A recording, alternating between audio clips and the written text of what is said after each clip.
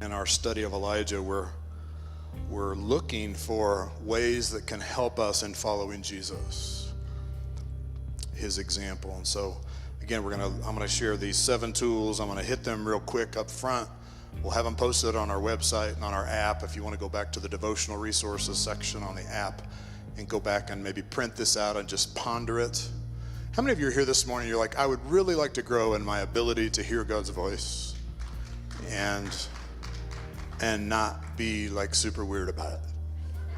See, I got about half of you on the second one. The rest of you are like, weird's okay, I just want to hear God. Okay, so the main thing is hearing from God. So I want to encourage you as you listen today to jot down just maybe one of these, okay?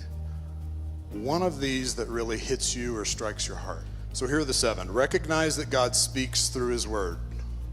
God actually does speak to you, and it's right here. There's nobody in this room that is, or watching online or wherever you are, that God doesn't speak through his word to you. The second tool is to practice listening, to get in the practiced habit of listening. The third is to look for the other ways that God speaks. The fourth is to train yourself to pay attention when you're listening and respond. How many of you get that there are different levels of communication, different levels of listening, different levels of really how attentive we are? And then in following Jesus, it continually says, especially in the New Testament and to all the churches in the book of Revelation, Jesus said this, let him who has ears to hear, let him hear. Which to me infers that if you have ears to hear, you might not hear. You might not listen. Fifth, remember that your hearing is imperfect. So right off the bat, just everybody in the room, just feel free, you're off the hook in terms of having to hear from God perfectly. So does that mean you should never try to hear from God because you can't do it perfectly? No. This is actually one way that God deals with perfectionism in our lives. Yay. Didn't hear a yay on that one.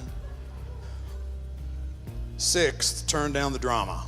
If you really want to hear from God and you really want to hear his voice, you have to know how to turn the drama down in your life.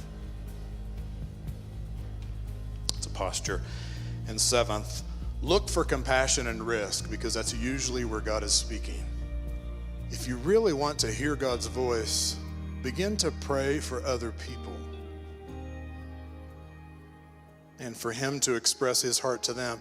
My experience is that that's when you get in the traffic of his love and your hearing can be it's just much clearer.